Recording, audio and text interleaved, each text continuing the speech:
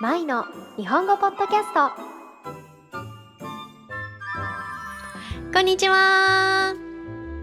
マイの日本語ポッドキャストへようこそ。マイです。皆さんお元気でお過ごしでしょうか？私は元気です。はい、皆さん、突然なんですが、一つ質問をさせてください。もし皆さんがもう一度人生をやり直せるチャンスをもらえたとしたらっていう想像をしてみてください。しかも今の記憶をしっかり持ったまま、今の記憶を持ったままもう一度人生をやり直せるっていうチャンスです。そうしたら皆さんはどんな人生を歩みたいですか？また同じ人生を生きたいですかね？もしくはやったことのないことに挑戦してみたいですか？あるいはやったことない仕事をしてみたいですかね？もしくはもういろんなところに行ってたくさん出かけて、そして思いっきり遊びたいって思いますかね？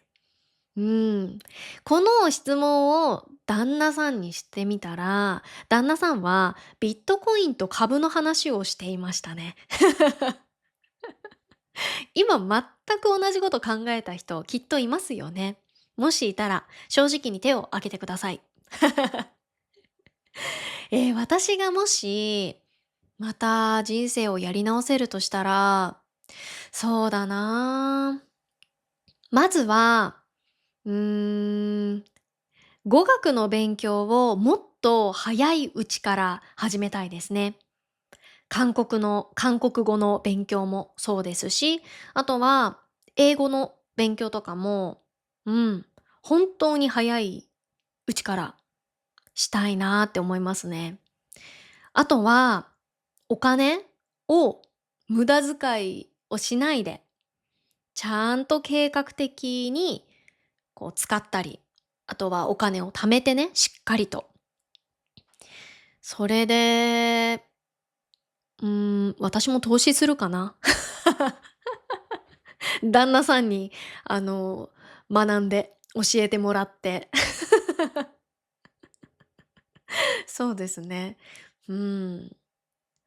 なんかこういうことって本当に考えただけですごくワクワクしますよね。実はこれ、日本のブラッシュアップライフっていうドラマの内容なんですよ。で、このドラマは主人公が記憶を持ったまま何度も生まれ変わるっていうストーリーです。で、これがね、もう本当にめちゃくちゃ面白いんですよ。うん。ということで、今日はですね、最近見たおすすめの日本ドラマについてお話ししていこうと思います。で、ここ3年くらいの間に出たドラマの中から、私と、あとはスタッフのかよこが、このドラマ本当に面白かったって思った作品をね、2つずつ、うん、紹介していきたいと思います。で、これはあらすじだけ説明をして、ネタバレはしないようにしますので、安心して最後まで聞いていただけたら嬉しいです。で、このあらすじっていうのは、話の内容を短くまとめたことを言います。はい、それから、このマイの日本語ポッドキャストではメンバーシップもやっております。興味のある方はぜひ概要欄をご覧ください。はい。ではまず最初に私のおすすめドラマからご紹介していきたいと思います。まず私のおすすめドラマ一つ目は、先ほどもちょこっとお話をしました。ブラッシュアップライフです。で、このドラマの主人公は、あさみっていう女性なんですが、このあさみは市役所で働く公務員として普通に暮らしていたんですけど、ある日突然事故で亡くなってしまうんですね。そして死後の世界で来世はグアテマラ共和国のアリクイだっていうことを告げられるんですよ。で、皆さんアリクイって知っていますか？あの、こんな長い鼻で、で、ベロもすごい長くて、その長い舌で大量のアリを食べる動物です。はい。で、そのね、死後の世界の案内人に、もう一度人間として生まれ変わりたいなら、この人生で足りなかった徳を積まなければいけないって言われるんですね。で、この徳を積むっていうのは、いいことをたくさんしていくっていうことです。そう。だから、そのために自分の人生をもう一度最初からやり直して、そこで徳をたくさん積んでいくのはどうかっていう提案をされます。もうこれ設定からしてすごくユニークですよね。うん。でも、このドラマがもっと面白いのは、よくあるタイムリープものみたいに大げさに世界を救うとか、そういった話ではないっていうところなんですね。むしろ、あの時のあの小さな選択をちょっと変えてみようとかね。そういったことが多いんですよ。例えば、友達が変な男の人と付き合わないようにさりげなく止めたりとか。そう。あとは誰かがね、理不尽な目に遭わないように助けたりとか。そういった小さなこと、小さな瞬間を少しずつ変えていくことで人生の流れが少しずつ変わってきます。それからもう一つの見どころは、会話の面白さが本当にすごいことです。友達同士でカフェで話す何気ない会話だったり、あとは学校や職場で交わされる雑談とかね。そういったものがとにかく自然なんですよ。で、これ本当に演技なのかなって思ってしまうくらい、すごく自然なんですね。で、このドラマの脚本がバカリズムさんっていうお笑い芸人の方なんですけど、このバカリズムさんらしい日常コメディのセンスがね、しっかりと生きていて、で、大きな事件とかが特にないんですけど、そういうのがなくても、つい見続けてしまうっていう、そんな魅力があるドラマなんですね。あとは90年代から2000年代の当時のリアルな日本も見ることができるのでね、その年代を知っている人にとっては懐かしさを感じるポイントも多いんじゃないかなって思います。もう私がまさにその年代を生きてきたのでね、もう浅見がやっていたことを自分もやってきたので、うわー懐かしい、懐かしすぎるっていう気持ちでずーっと見ていました。あとは、セリフのほとんどが日常会話なので、日本語を勉強している方にとっても自然な会話のテンポだったり表現が楽しく学べる作品かなと思います。で、現在日本ではネットフリックスと Hulu で配信されています。二つ目のおすすめドラマは、じゃああんたが作ってみろよです。はい、すっごいタイトルですよね。もう初めて聞くと、ってちょっとびっくりするようなタイトルなんですけど、このドラマの主人公はカツオっていう男性なんですが、このカツオは見た目も本当にイケメンで、そして背も高くって、で仕事もできるっていう完璧な会社員なんですね。でも、考え方がかなり古臭くて、もう昔の考え方っていうんですかね。いわゆる昭和で止まっているような、そんな人物なんですね。で、同棲していた彼女のあゆみが作ってくれるご飯を当たり前のように食べながら、美味しいんだけどね。まあ、ちょっと全体的に色味が茶色いかなとか、こういうことをいちいち口を出すっていうのが日常でした。で、そんな中、よし、プロポーズをしようって決意して、プロポーズの日を迎えるんですけど、そこであゆみから別れを告げられてしまうんですね。で、6年も付き合って、同棲までしていた彼女だったのに、プロポーズの日に、無理ってあっけなく、もうあっさり振られてしまうんですよ。で、しかもそのままあゆみは家を出て行ってしまうんですね。で、一人残されたカツオは、あゆみがよく作ってくれていた日本の家庭料理、筑前煮っていう料理が食べたくなって、自分で料理に挑戦するんですね。で、作る前は、料理なんて材料入れて煮ればいいんじゃないのっていう感じですごい自信満々だったんですよ。で、自信満々で料理を始めるんですけど、食材の切り方だったり、下ごしらえ、それから火加減まで、どれ一つ簡単じゃないっていうことに気づいていくんですね。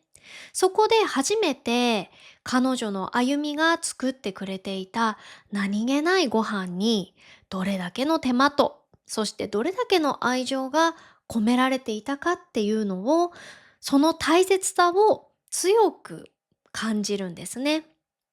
で、このドラマっていうのは、ただ二人がまた別れた二人がまた元に戻るとかね、そういう単純なお話ではありません。うん。主人公のカツオは、お料理を通して自分が今までしてきた偉そうな態度っていうのを反省してね、男はこうあるべきっていう固定概念を壊しながら成長していきます。で、この固定概念っていうのがどういう意味かっていうと、これはこうだって決めつけて、で、なかなかその考え方を変えないことを言います。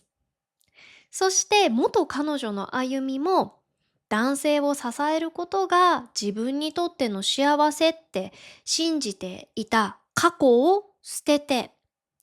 自分が本当にやりたいことっていうのをね、探し始めるんですね。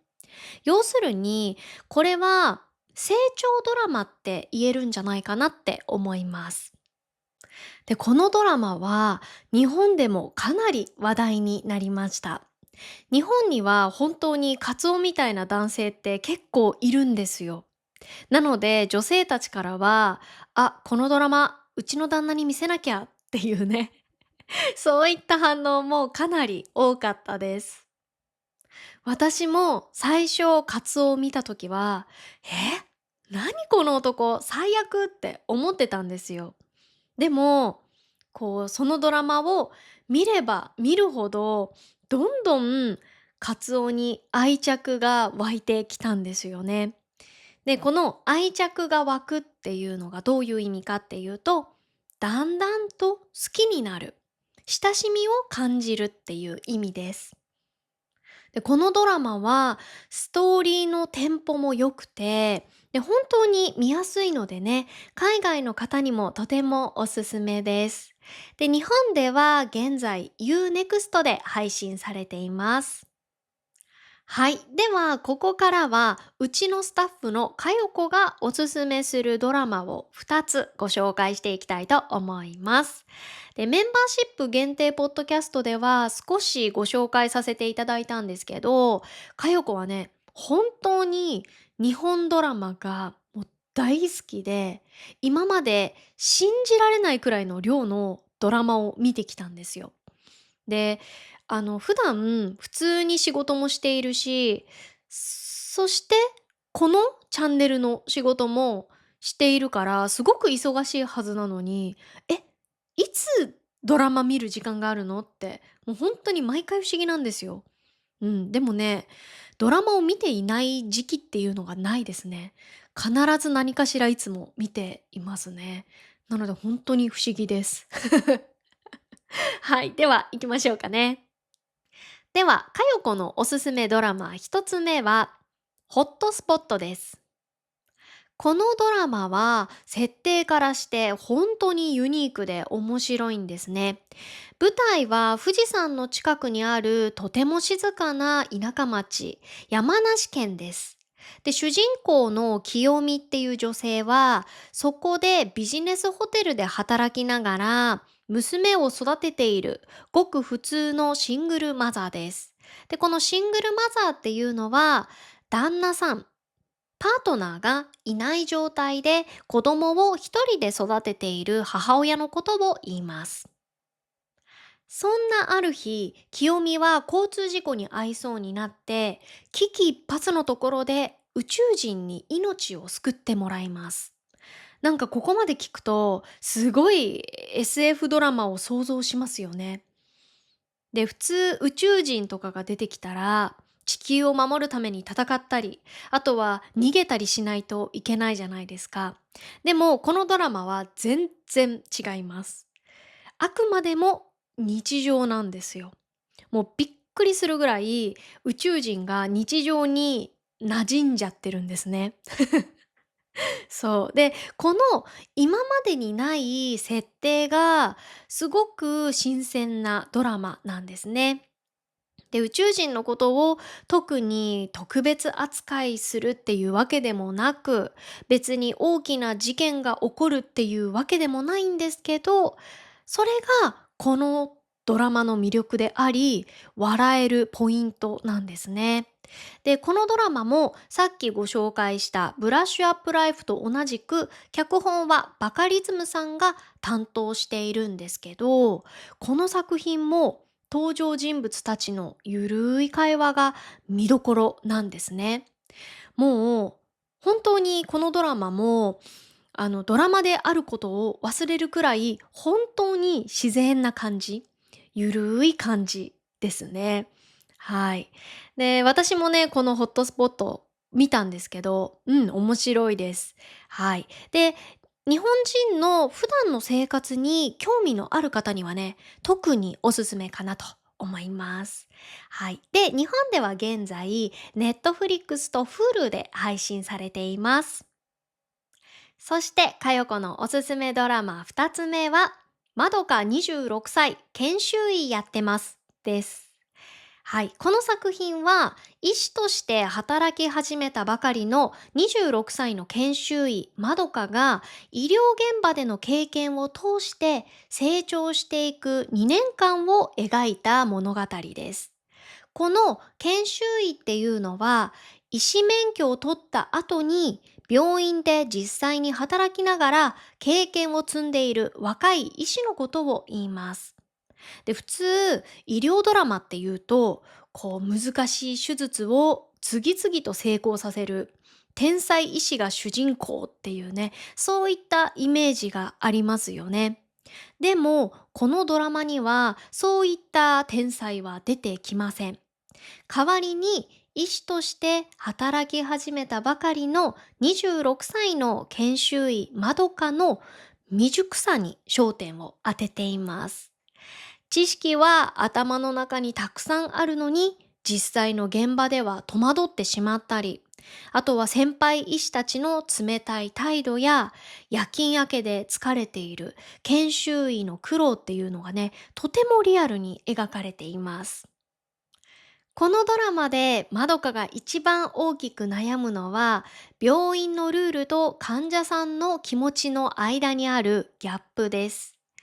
病院では患者さんをできるだけ早く治療して退院させることっていうのが重視されていますが、まどかは家に帰りたがらない患者さんがどうして家に帰りたがらないのか、家族とはどんな事情があるのかっていうね、そういった部分に関心を持ちます。ただ、病気を治す医師ではなく、患者さんの心にも寄り添いながら、実力のある医師になろうとする姿が、このドラマの大事なポイントかなと思います。この主人公が医師という職業を通して人として成長していく姿を見ていると、すごく勇気をもらえるって佳代子が言っていました。もちろんこのドラマは医療ドラマなので命の話でもあります。なので号泣するシーンもね、あります。主人公が研修医なので難しすぎる専門用語がそこまで多くないですし、医療ドラマの中でもね、とても見やすい作品かなと思います。で、日本では現在 U-NEXT で配信されています。はい、今日はですね、私たちのおすすめの日本ドラマをご紹介しました。いかがでしたか？これ見てみたいなって思った作品はありましたかね？私はもともと韓国ドラマが本当に大好きで、よく見るんですけど、最初は日本語字幕がないと、もう本当に全く理解できなかったです。だから、いつか日本語字幕なしで韓国ドラマを見られるようになりたいなって思って、そういう目標を決めて、韓国語の勉強を始めたんですね。なので、今もね、完璧ではないですけど、でもある程度は字幕なしでも見られるようになりました。で、こう日本語字幕ありで見ていると、え、なんでここ、こんな日本語字幕に訳したんだろうって思いながらね、見ることもありますね。なんかそういう時って、自分成長したなって、なんだかすごい嬉しい気持ちになるんですよね。皆さんも日本語の勉強そのものを目的にするっていうよりかは、字幕なしで日本のドラマを見たいとか、日本人と会話をしてみたいとかね、あとは日本人のお友達を作りたいっていう、そういう具体的な目標を持って勉強する方がもっと楽しいし、もっと効果的なんじゃないかなって個人的には思いますね。なので、もっと楽しく勉強しましょうっていう意味で、今回ね、この日本のドラマをおすすめしてみました。今後もまたおすすめの日本ドラマをご紹介していきたいと思っていますので、ぜひ楽しみにしていてくださいね。はい、それでは本日も最後まで聞いてくださってどうもありがとうございました。また次のポッドキャストでお会いしましょう。バイバーイ。